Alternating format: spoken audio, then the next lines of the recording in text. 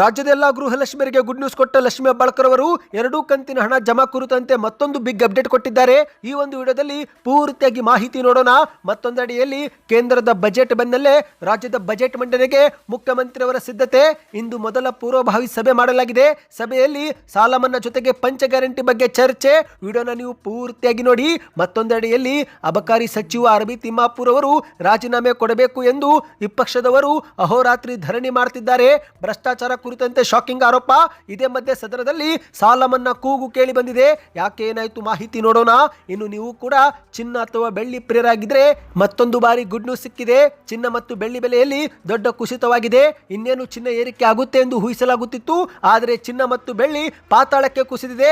ಎಷ್ಟು ಕುಸಿತವಾಗಿದೆ, ಯಾವಾಗ ಖರೀದಿ ಮಾಡಬಹುದು, ಎಲ್ಲ ಮಾಹಿತಿ ಡೀಟೇಲ್ ಆಗಿ ನೋಡೋಕ್ಕಿಂತ ಮೊದಲು ನೀವು ಸುದ್ದಿ 9 ಯೂಟ್ಯೂಬ್ ಚಾನಲ್ಗೆ ಮೊದಲು ಬಾರಿ ಭೇಟಿ ಕೊಡುತ್ತಿದ್ರೆ ದಯವಿಟ್ಟು ಸಬ್ಸ್ಕ್ರೈಬ್ ಆಗಿ, ಪಕ್ಕದಲ್ಲಿ ಕಾಣಿಸೋ ಗಂಟೆ ಒತ್ತಿ. ಇದರಿಂದ ರಾಜ್ಯದ ಮುಖ್ಯವಾದ ಮಾಹಿತಿಗಳು ನಿಮಗೆ ಸಿಗುತ್ತವೆ. ವಿಡಿಯೋಗೆ ಲೈಕ್ ಮಾಡ್ತಾ ವಿಡಿಯೋನ ಪೂರ್ತಿಯಾಗಿ ನೋಡಿ. ಬನ್ನಿ ಸ್ನೇಹಿತರೆ, ಎಲ್ಲ ಮುಖ್ಯವಾದ ಮಾಹಿತಿಗಳನ್ನ ಡೀಟೇಲ್ ಆಗಿ ನೋಡೋಣ. ನೀವು ಕೂಡ ಗೃಹಲಕ್ಷ್ಮಿ ಯೋಜನೆ ಫಲಾನುಭವಿಗಳಾಗಿದ್ದರೆ ಈಗಲೇ ವಿಡಿಯೋಗೆ ಲೈಕ್ ಮಾಡಿ. ಯಾಕಂದ್ರೆ ಫಲಾನುಭವಿಗಳಿಗೆ ಲಕ್ಷ್ಮಿ ಹೆಬ್ಬಾಳ್ಕರ್ ಅವರು ಮತ್ತೊಂದು ಗುಡ್ ನ್ಯೂಸ್ ಕೊಟ್ಟಿದ್ದಾರೆ. ಹೌದು, ಪಂಚ ಗ್ಯಾರಂಟಿ ಯೋಜನೆಗಳಲ್ಲಿ ಗೃಹಲಕ್ಷ್ಮಿ ಯೋಜನೆಯೂ ಕೂಡ ಒಂದಾಗಿದ್ದು, ಈ ಒಂದು ಯೋಜನೆ ಮೂಲಕ ಪ್ರತಿ ತಿಂಗಳು ಮಹಿಳೆಯರ ಬ್ಯಾಂಕ್ ಖಾತೆಗೆ 2,000 ರೂಪಾಯಿ ಹಾಕಲಾಗುತ್ತಿದೆ. ಆದರೆ ಕಳೆದ 3-4 ತಿಂಗಳಿನಿಂದ ಯಾವುದೇ ಕಂತು ಫಲಾನುಭವಿಗಳಿಗೆ ಜಮೆ ಆಗಿಲ್ಲ.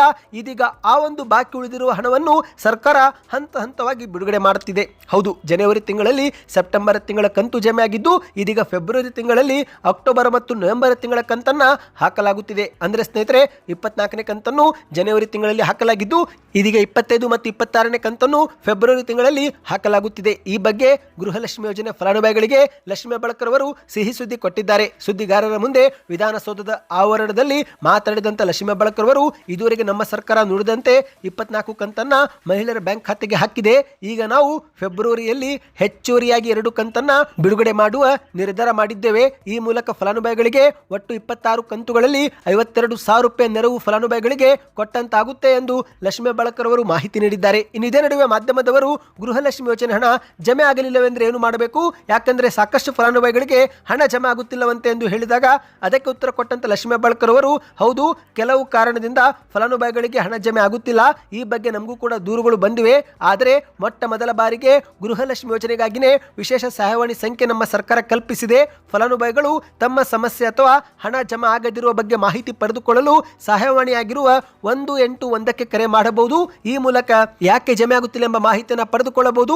ಇದರಿಂದ ಕಚೇರಿ, ಬ್ಯಾಂಕು ಸುತ್ತಾಟದ ತೊಂದರೆಯೂ ಕೂಡ ಫಲಾನುಭವಿಗಳಿಗೆ ಕಡಿಮೆ ಆಗುತ್ತೆ ಎಂದು ಲಕ್ಷ್ಮಿ ಹೆಬ್ಬಾಳ್ಕರ್ ಅವರು ಹೇಳಿದ್ದಾರೆ. ಅಂದಹಾಗೆ ಸ್ನೇಹಿತರೆ, ನಾವು ಯಾವುದೇ ಕಂತನ್ನ ಬಾಕಿ ಇರಿಸಿಕೊಳ್ಳೋದಿಲ್ಲ ಎಂದು ಕೂಡ ಮತ್ತೊಮ್ಮೆ ಲಕ್ಷ್ಮಿ ಹೆಬ್ಬಾಳ್ಕರ್ ಅವರು ಸ್ಪಷ್ಟಪಡಿಸಿದ್ದಾರೆ. ಮಹಿಳೆಯರ ಆರ್ಥಿಕ ಸ್ವಾವಲಂಬನೆ ಹೆಚ್ಚಿಗೆ ಮಾಡುವುದು, ಕುಟುಂಬದ ದಿನನಿತ್ಯದ ಖರ್ಚಿಗೆ ನೆರವು ಮಾಡಬೇಕೆಂದೇ ಗೃಹಲಕ್ಷ್ಮಿ ಯೋಜನೆ ಜಾರಿಗೆ ತಂದಿದ್ದೇವೆ. ಸಮಾಜದಲ್ಲಿ ಮಹಿಳೆಯರ ಸ್ಥಾನಮಾನವನ್ನ ಬಲಪಡಿಸುವುದು ಗೃಹಲಕ್ಷ್ಮಿ ಯೋಜನೆ ಮುಖ್ಯ ಉದ್ದೇಶವಾಗಿದೆ. ಹಾಗಾಗಿ ಸರ್ಕಾರ ಗೃಹಲಕ್ಷ್ಮಿ ಯೋಜನೆ ಮೂಲಕ ನೇರವಾಗಿ ಫಲಾನುಭವಿಗಳ ಬ್ಯಾಂಕ್ ಖಾತೆಗೆ ಹಣ ಜಮೆ ಮಾಡ್ತಾ ಇದೆ.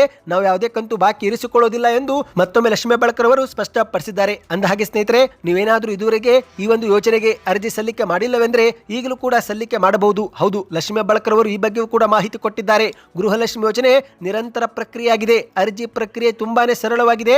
ಸೇವಾ ಸಿಂಧು ಪೋರ್ಟಲ್ ಅಥವಾ ಕರ್ನಾಟಕವನ್ನ ಬೆಂಗಳೂರುವನ್ಗೆ ಭೇಟಿ ಕೊಟ್ಟು ಅರ್ಜಿ ಸಲ್ಲಿಕೆ ಮಾಡಬಹುದು ಎಂದಿದ್ದಾರೆ. ಸ್ನೇಹಿತರೆ, ಅರ್ಜಿ ಸಲ್ಲಿಕೆ ಮಾಡುವ ಫಲಾನುಭವಿಗಳು ಬಿಪಿಎಲ್ ಅಥವಾ ಎಪಿಎಲ್ ಕಾರ್ಡ್ನಲ್ಲಿ ಯಜಮಾನಿ ಎಂದು ನಮೂದಾಗಿರಬೇಕು, ಬ್ಯಾಂಕ್ ಖಾತೆ ಹೊಂದಿರಬೇಕು ಮತ್ತು ಆಧಾರ್ ಕಾರ್ಡ್ ಮಾಹಿತಿ ಕೊಡುವ ಮೂಲಕ ಅರ್ಜಿ ಸಲ್ಲಿಕೆ ಮಾಡಬಹುದು ಎಂದು ಸ್ಪಷ್ಟಪಡಿಸಿದ್ದಾರೆ. ನೀವು ಕೂಡ ಗೃಹಲಕ್ಷ್ಮಿ ಯೋಜನೆ ಫಲಾನುಭವಿಗಳಾಗಿದ್ದರೆ ಕಮೆಂಟ್ನಲ್ಲಿ ಗೃಹಲಕ್ಷ್ಮಿ ಎಂದು ಕಮೆಂಟ್ ಮಾಡಿ. ಇದೀಗ ಸ್ನೇಹಿತರೆ, ಬಜೆಟ್ ಕುರಿತಂತೆ ಮುಖ್ಯಮಂತ್ರಿಯವರು ಮೊದಲ ಬಾರಿಗೆ ಪೂರ್ವಭಾವಿ ಸಭೆ ಆರಂಭ ಮಾಡಿದ್ದಾರೆ. ಹೌದು, ಇತ್ತೀಚೆಗೆ ಫೆಬ್ರವರಿ 1ಕ್ಕೆ ಕೇಂದ್ರದ ಬಜೆಟ್ ಮಂಡನೆ ಆಯಿತು. ಇದೀಗ ಕರ್ನಾಟಕದ ಬಜೆಟ್ ಮಂಡನೆಗೆ ಸಿಎಂ ಸಿದ್ದರಾಮಯ್ಯನವರು ಸಿದ್ಧತೆ ಶುರು ಮಾಡಿದ್ದಾರೆ. ಹೌದು, ಮೊದಲ ಪೂರ್ವಭಾವಿ ಸಭೆ ಎಂದು ಜರುಗಿದೆ ಸ್ನೇಹಿತರೆ.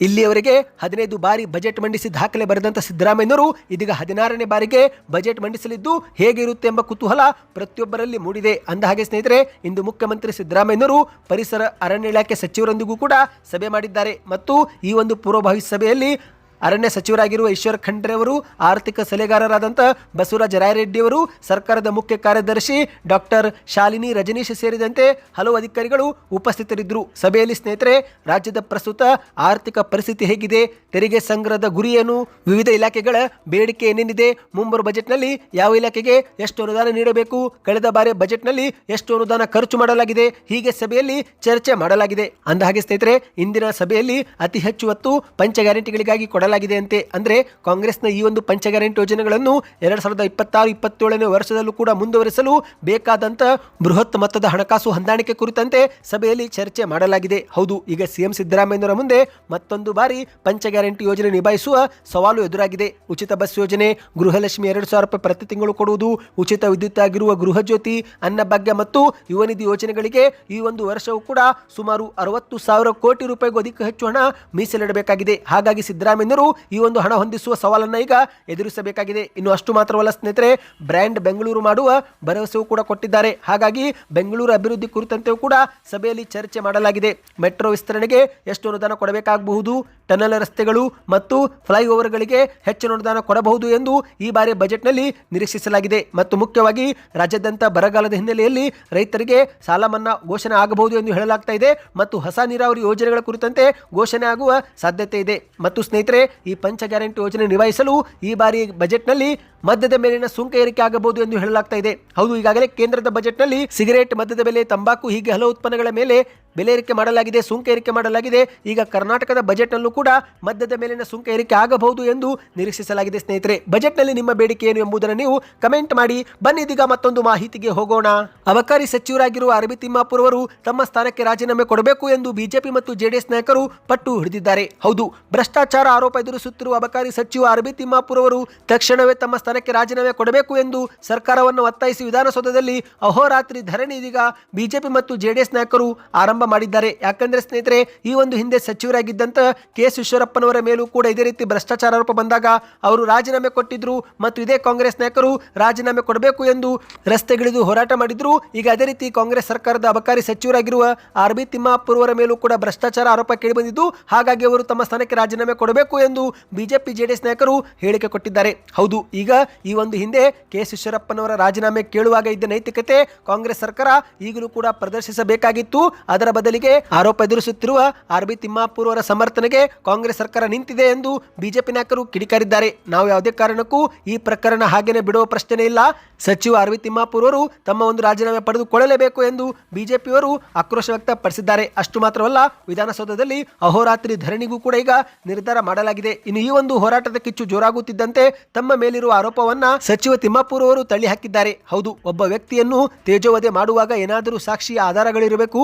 ಆದರೆ ನನ್ನ ಮೇಲಿನ ಭ್ರಷ್ಟಾಚಾರದ ಆರೋಪಕ್ಕೆ ಯಾವುದೇ ಸಾಕ್ಷಿಗಳಿಲ್ಲ, ಹಾಗಾಗಿ ನಾನು ರಾಜೀನಾಮೆ ಕೊಡೋದಿಲ್ಲ ಎಂದು ಹೇಳಿಕೆಯನ್ನು ಕೊಟ್ಟಿದ್ದಾರೆ. ಇನ್ನು ಆರ್ಬಿ ತಿಮ್ಮಾಪುರ್ ಅವರ ಈ ಒಂದು ಹೇಳಿಕೆಗೆ ಕಾಂಗ್ರೆಸ್ ನಾಯಕರು ಸಾಥ್ ಕೊಡುತ್ತಿದ್ದಂತೆ ಇನ್ನಷ್ಟು ಕಿಡಿಕಾರಿದಂತ ಬಿಜೆಪಿ ನಾಯಕರು ಮುಖ್ಯಮಂತ್ರಿಗಳ ಮೌನ ನೋಡಿದ್ರೆ ಈ ಒಂದು ಭ್ರಷ್ಟಾಚಾರ ಪ್ರಕರಣದಲ್ಲಿ ಎಲ್ಲರೂ ಕೂಡ ಶಾಮೀಲಾದಂತಿದೆ ಎಂದು ಅನುಮಾನ ಕಂಡು ಬರುತ್ತಿದೆ ಎಂದು ಆರೋಪ ಮಾಡಿದ್ದಾರೆ. ಈಗ ಈ ಒಂದು ಪ್ರಕರಣ ತನಿಖೆಗೆ ಮುಖ್ಯಮಂತ್ರಿಯವರು ಆದೇಶ ಹೊರಡಿಸಬೇಕು. ಜೊತೆಗೆ ತಮ್ಮದೇ ಸಚಿವರಾಗಿರುವ ತಿಮ್ಮಾಪುರ್ ರಾಜೀನಾಮೆ ಪಡೆದುಕೊಳ್ಳಬೇಕು. ಇಲ್ಲವಾದರೆ ಇದರಲ್ಲಿ ಮುಖ್ಯಮಂತ್ರಿಗಳ ಪಾಲು ಇದೆ ಎಂಬುದು ನಮಗೆ ಖಾತ್ರಿ ಆಗುತ್ತೆ ಎಂದು ಬಿಜೆಪಿ ಮತ್ತು ಜೆಡಿಎಸ್ ನಾಯಕರು ಆಕ್ರೋಶ ವ್ಯಕ್ತಪಡಿಸಿದ್ದಾರೆ. ಇದೇ ಮಧ್ಯೆ ಸ್ನೇಹಿತರೆ, ಈ ಒಂದು ಹಿಂದೆ ಜೆಡಿಎಸ್ ಮತ್ತು ಬಿಜೆಪಿ ಸಮ್ಮಿಶ್ರ ಸರ್ಕಾರ ಇದ್ದಾಗ ಆ ಸಮಯದಲ್ಲಿ ಮುಖ್ಯಮಂತ್ರಿ ಆಗಿದ್ದ ಕುಮಾರಸ್ವಾಮಿ ಅವರು ರೈತರ ಸಾಲ ಮನ್ನಾ ಜೊತೆಗೆ ಸಾರಾಯಿ ಕೂಡ ನಿಷೇಧ ಮಾಡಿದ್ರು.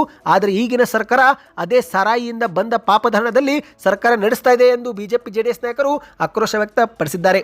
ಬನ್ನಿ ಸ್ನೇಹಿತರೆ, ಕೊನೆಯ ಮಾಹಿತಿಗೆ ಹೋಗೋಣ. ಇನ್ನೇನು ಸತತ 5 ದಿನದಿಂದ ಕುಸಿದಂತ ಚಿನ್ನ ಬೆಳ್ಳಿ ಈಗ ಗಗನಕ್ಕೇರಬಹುದು ಎಂದು ನಿರೀಕ್ಷಿಸಲಾಗಿತ್ತು. ಆದರೆ ಗುಡ್ ನ್ಯೂಸ್ ಎನ್ನುವಂತೆ ಮತ್ತೊಮ್ಮೆ ಚಿನ್ನ ಮತ್ತು ಬೆಳ್ಳಿ ಪಾತಾಳಕ್ಕೆ ಕುಸಿದಿದೆ. ಹೌದು ಸ್ನೇಹಿತರೆ, ಚಿನ್ನ ಮತ್ತು ಬೆಳ್ಳಿ ಇದುವರೆಗೆ ಖರೀದಿ ಮಾಡಿಲ್ಲವೆಂದರೆ ಮತ್ತೊಂದು ಬಾರಿ ನಿಮಗೆ ಸುವರ್ಣ ಅವಕಾಶ ಒದಗಿ ಬಂದಿದೆ. ಭಾರತದಲ್ಲಿ ಚಿನ್ನ ಮತ್ತು ಬೆಳ್ಳಿ ನಿರಂತರವಾಗಿ ಕುಸಿತ ಕಾಣ್ತಾ ಇದೆ. 2025 ಪ್ರಾರಂಭದಿಂದಲೂ 2026 ಜನವರಿಗೆ ಭಾರಿ ಏರಿಕೆ ಕಂಡಂತ ಚಿನ್ನ ಇದೀಗ ಫೆಬ್ರವರಿ ಆರಂಭದಲ್ಲಿ ಭಾರಿ ಕುಸಿತ ಕಾಣ್ತಾ ಇದೆ. ಹಾಗಾಗಿ ಯಾರೆಲ್ಲರೂ ಚಿನ್ನ ಈ ಒಂದು ಹಿಂದೆ ಖರೀದಿ ಮಾಡಿಲ್ಲವೋ ಅವರಿಗೆ ಅವರಿಗೆ ಈಗ ಚಿನ್ನ ಖರೀದಿ ಮಾಡುವ ಶುಭ ಸಮಯ ಬಂದಿದೆ. ಹೌದು ಸ್ನೇಹಿತರೆ, ಈ ಒಂದು ಹಿಂದೆ ಚಿನ್ನವು 1,80,000 ಮುಟ್ಟಿತ್ತು, ಕುಸಿದು 1,51,000ಕ್ಕೆ ಬಂದಿತ್ತು. ಈಗ ಮತ್ತೆ ನಿನ್ನೆ ಅದು 1,60,000 ಆಗಿತ್ತು. ಆದರೆ ಇಂದು ಬೆಳಿಗ್ಗೆ 1,53,000 ರೂಪಾಯಿ ಆಗಿದೆ. ಅಂದ್ರೆ 1,60,000ದಿಂದ ಏರಿಕೆ ಆಗಬಹುದು ಎಂದು ನಿರೀಕ್ಷಿಸಲಾಗಿತ್ತು. ಬದಲಿಗೆ ಮತ್ತೆ ಉಲ್ಟಾ ಹೊಡೆದು 1,53,000 ರೂಪಾಯಿ ಆಗಿದೆ. ಇನ್ನು ಬೆಳ್ಳಿ ಬಗ್ಗೆ ನೋಡುವುದಾದ್ರೆ 1 ಕೆಜಿ ಬೆಳ್ಳಿ 4,20,000 ರೂಪಾಯಿಗೆ ಹೋಗಿತ್ತು. ಅಲ್ಲಿಂದ ಕುಸಿದು 2,80,000ಕ್ಕೆ ಬಂದಿತ್ತು. ಮತ್ತೆ 2,80,000ದಿಂದ ನಿನ್ನೆ ಅದು 3,20,000 ಆಗಿತ್ತು. ಇನ್ನೇನು ಬೆಳ್ಳಿ ಮತ್ತೆ 3,20,000ದಿಂದ ಮೇಲಕ್ಕೆ ಹೋಗಬಹುದು, ಗಗನಕ್ಕೇರಬಹುದು ಎಂದು ಹೇಳಲಾಗುತ್ತಿತ್ತು. ಆದರೆ ಬದಲಿಗೆ ಉಲ್ಟಾ ಹೊಡೆದಿದೆ. ಹೌದು, ಬೆಳ್ಳಿ ಇದೀಗ ಪ್ರತಿ ಗ್ರಾಮ್ 300 ರೂಪಾಯಿ, ಅಂದ್ರೆ 1 ಕೆಜಿಗೆ 3 ಲಕ್ಷ ರೂಪಾಯಿ ಆಗಿದೆ. ಸ್ನೇಹಿತರೆ, ಯಾರೆಲ್ಲರೂ ಚಿನ್ನ ಮತ್ತು ಬೆಳ್ಳಿ ಖರೀದಿ ಮಾಡಿಲ್ಲವೋ ಅವರಿಗೆ ಶುಭ ಸಮಯ. ಇದೀಗ ಭಾರತೀಯ ಮಾರುಕಟ್ಟೆಯಲ್ಲಿ ಫೆಬ್ರವರಿ 5ರಂದು 24 ಕ್ಯಾರೆಟ್ ಪ್ರತಿ ಗ್ರಾಮ್ ಬಂಗಾರ 15,300 ರೂಪಾಯಿ, ನಿನ್ನೆದು 16,000 ರೂಪಾಯಿ ಇತ್ತು. ಅದೇ ರೀತಿ ಬೆಳ್ಳಿ ಇಂದು ಪ್ರತಿ ಗ್ರಾಮ್ 300 ರೂಪಾಯಿ, ನಿನ್ನೆದು 320 ರೂಪಾಯಿ ಇತ್ತು. ಈಗ ಚಿನ್ನ ಇಲ್ಲಿಂದ ಕುಸಿತ ಕಾಣುತ್ತೋ ಏರಿಕೆ ಕಾಣುತ್ತೋ ಎಂಬುದು ಯಾರಿಗೂ ಕೂಡ ಗೊತ್ತಿಲ್ಲ. ಆದರೆ ಸ್ನೇಹಿತರೆ, ಒಂದು ಇಲ್ಲಿ ವಿಶೇಷವಾದ ಮಾಹಿತಿ ಏನೆಂದರೆ 1987ರಲ್ಲೂ ಕೂಡ 5% ಕುಸಿದ ಬಳಿಕ ಸತತವಾಗಿ ಚಿನ್ನ ಏರಿಕೆ ಕಂಡಿತ್ತು. ಇದೀಗ 2026ರಲ್ಲೂ ಕೂಡ 7% ಚಿನ್ನ ಕುಸಿದಿದ್ದು, ಈ ಮೂಲಕ ಮತ್ತೊಮ್ಮೆ ಚಿನ್ನ ಗಗನಕ್ಕೇರಬಹುದು ಎಂದು ನಿರೀಕ್ಷಿಸಲಾಗಿದೆ. ಹಾಗಾಗಿ ಚಿನ್ನ ಮತ್ತು ಬೆಳ್ಳಿ ಪ್ರಿಯರಿಗೆ ಇದೊಂದು ಡಿಸ್ಕೌಂಟ್ ಆಫರ್ ಅಂತ ಹೇಳಬಹುದು. ಸ್ನೇಹಿತರೆ, ಸದ್ಯಕ್ಕಿಷ್ಟೇ ಇತ್ತು. ನಿಮ್ಮ ಪ್ರಕಾರ ಚಿನ್ನದ ಬೆಲೆ ಏರಿಕೆ ಆಗಬೇಕು, ಕುಸಿತವಾಗಬೇಕು, ನಿಮ್ಮ ಅನಿಸಿಕೆಗಳು ಏನು ಎಂಬುದನ್ನು ಕಮೆಂಟ್ ಮಾಡಿ. ಈ ಎಲ್ಲ ಮಾಹಿತಿಗಳು ಇಷ್ಟವಾಗಿದ್ದರೆ ದಯವಿಟ್ಟು ಚಾನಲ್ಗೆ ಸಬ್ಸ್ಕ್ರೈಬ್ ಮಾಡ್ತಾ ವಿಡಿಯೋಗೆ ಲೈಕ್ ಮಾಡಿ.